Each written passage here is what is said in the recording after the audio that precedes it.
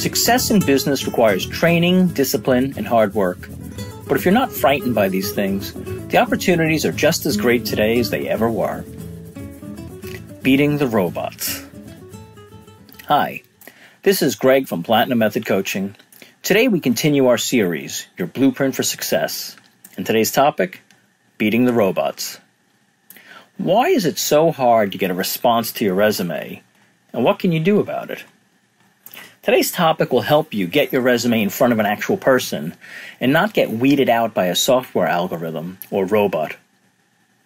When you and I were young, there were no robots. Real people reviewed every resume they received and searched for the ideal candidate. But the way people are hired has changed. Today, especially very large organizations, they receive so many resumes a year that it's just not practical to have human resources review them all.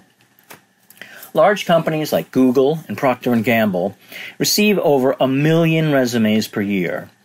In order to get through them all to find the most qualified candidates, they enlist help from computer algorithms or robots to weed out the unqualified candidates before they ever get to a human being. These robots, they take resumes in, they split them up and parse them out, search for keywords, and then they rank the applicants based on the presence of the keywords in the resume. Having robots do this instead of people not only saves the company time and money, but it's the only efficient way to find the most qualified candidates when you have to search through a mountain of resumes. So in order to get past the robots, it may be necessary for you to tailor your resume to each position you apply. This means including certain language in your resume. I want to give you 5 tips for beating the robots through keyword optimization, and instead of having them work for you by advancing your resume to the next step. Some people call this keyword optimization, but I like to call it how to beat the robots and have them work for you. Is there anything more frustrating or confusing than writing a resume? You spend hours perfecting every word, agonizing over what to include, and trying to decipher all the conflicting advice you've been given by friends, family, web articles, and the so-called experts, most of whom don't even agree with each other. And when you're finally done, you send off your resume for the perfect job, and what do you hear back? Crickets. No response. No one calls, no one writes, and you're left wondering, what's wrong with me? The good news is that you're not the problem. The problem is the system, and the fact that you don't yet understand it. You haven't yet had a peek behind the curtain to understand how hiring decisions are actually made. Once you understand that, everything else will fall into place. You'll be able to easily write a resume that gets a response. And that's true no matter what your level, background, or industry. So I'd like to begin this section by trying to give you a clear picture of exactly why it's so difficult to get a response to your applications, and exactly what you need to do to catapult your resume into the lead. The best candidates are not the ones who get hired. I've been interviewing people for over 25 years. Before becoming a coach, I interviewed hundreds of people. I don't fool myself that I always found the best candidate. What I found were the candidates with the best resumes. They didn't necessarily have the strongest backgrounds. They didn't always have the perfect experience. But they did know how to present the resume in order to do 2 things. To appeal directly to the concerns of the hiring manager, which was me, or to pass the automated screening system, the robots. Both of these things are necessary. Now today, we're just going to focus on the second point, passing the automated screen or beating the robots. So let's think about a situation in which you need to find a candidate who can solve your social media needs. You'll of course respond immediately to resumes that address this concern and offer you the promise of making big improvements to your current situation. You wouldn't hesitate. Mary's the perfect candidate, but she didn't even get an interview. Let's figure out what happened. Mary is 25 and she's been working on social media marketing for the last few years. It's only part of her job currently. She's an executive assistant to the marketing manager, but she'd like to make it full-time. She's excited when she sees the posting, and she has all the necessary skills. So she quickly sends off a copy of her resume without any edits, because she wants to be first in line for the job. And then she waits and waits and waits. Eventually she tries phoning, but she's told that HR has already notified candidates for interviewing, and she isn't among them. What went wrong?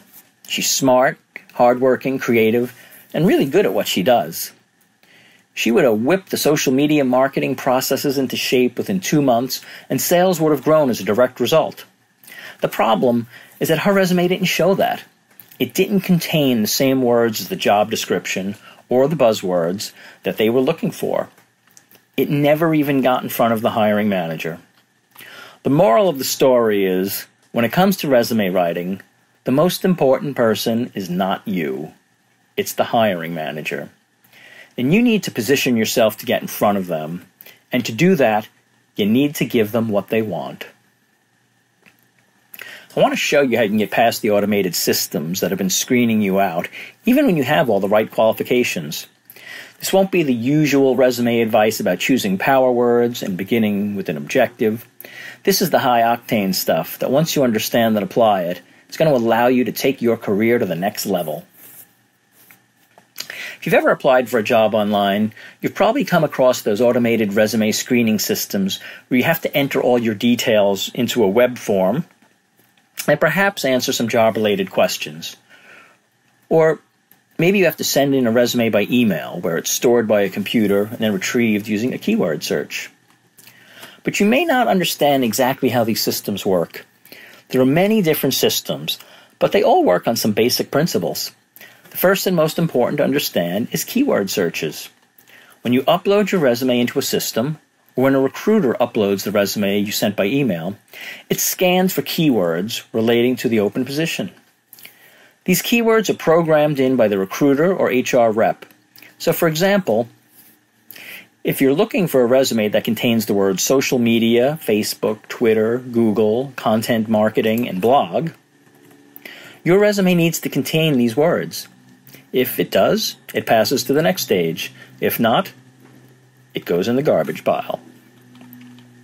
In some cases, this means that when it arrives at a recruiter's inbox for review, in other cases, you may also have to have other pre-programmed questions to further filter out the resumes. So you may be asked to answer questions such as, how many years of social media marketing experience do you have?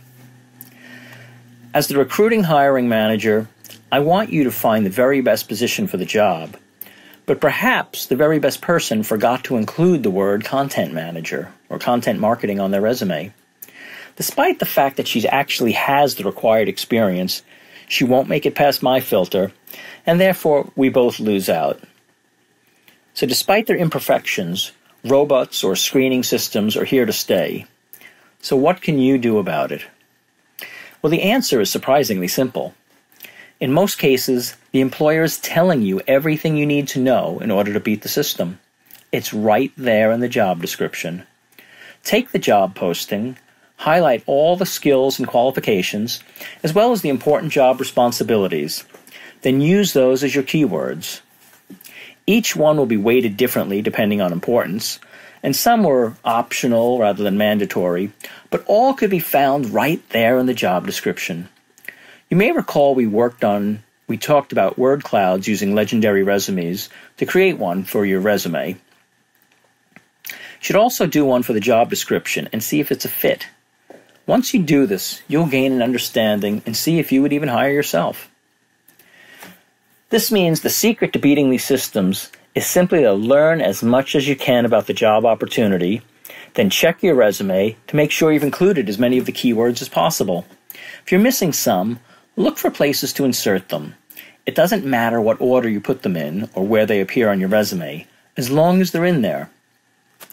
Adapt your resume each time you apply, and you'll beat the automated systems and instantly increase the number of interviews you get. So our first tip, refer to the job posting or job description and identify common words and phrases.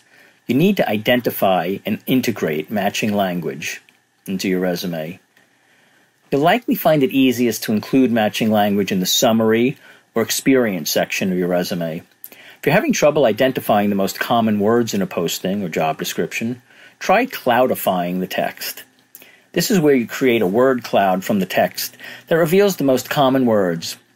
You can do this by going to legendaryresumes.com or using any other cloud program you may know. Next, identify and integrate the buzzwords. You can do this by visiting the target company's website and navigating to their About page. There, look for words and phrases that are specific to their industry or the organization.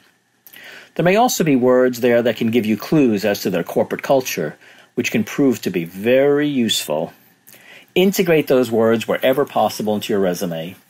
One of the easiest ways to do this is in the summary section. For example, I am interested in buzzword. Next, modify titles if appropriate to match the job description. For example, if you were a summer intern somewhere and now you're looking for an editing role, it might be helpful to change it to something like editing intern. That's an easy win to help you beat the robots. Next, make sure you include relevant software packages. This one's very important. Search the target company and industry using their name, the plus sign, and software in a search engine. Look for the names of software packages that are specific to the industry or to that organization. If you don't know how to use those software packages yet, don't worry about it. Consider taking a free tutorial on YouTube, for example, for that software, and include the name of the software in the technical segment of your resume. You'll likely want to follow that software packages with parentheses if you're not an advanced user, like Stata, parenthesis, basic. If it comes up in an interview, just tell the recruiter that you understand the software package is important to the organization, so you wanted to learn about it, but you're not an experienced user yet. Next, take a keyword audit. Once again, you should head to the internet to cloudify the content of your resume. Then you'll be able to see which words in your resume are most prevalent. Compare this to the other cloud you created for the job summary. Comparing the two can be quite illuminating. Once you compare what you have with what you need to have, you can make the necessary adjustments. Cloudifying is a great way to gain insight into what you look like to the world and what the world is looking for in terms of current trends or technical skills. It also helps you to identify important words to the company and match them against the same words in your resume. Now, don't forget to use some Power Platinum words, not only in your resume, but also in the interviews. It's very important to have words in there, the achievement words, the gave opinion words, made better words, managed words, and other important words that should be part of your vocabulary. We'll revisit this in the Bulletproof Your Resume section. So, this is Greg from Platinum Method Coaching. I hope this was helpful. Next time I'll talk to you with some additional tips about changing careers and bringing your life back into balance. If you have any questions, feel free to drop me a line through my website at platinummethod.coaching.com or email me directly at greg@platinummethod.coaching.com or call 800-217-7113. Until next time, remember, well done is better than well said. So let's make it a great day.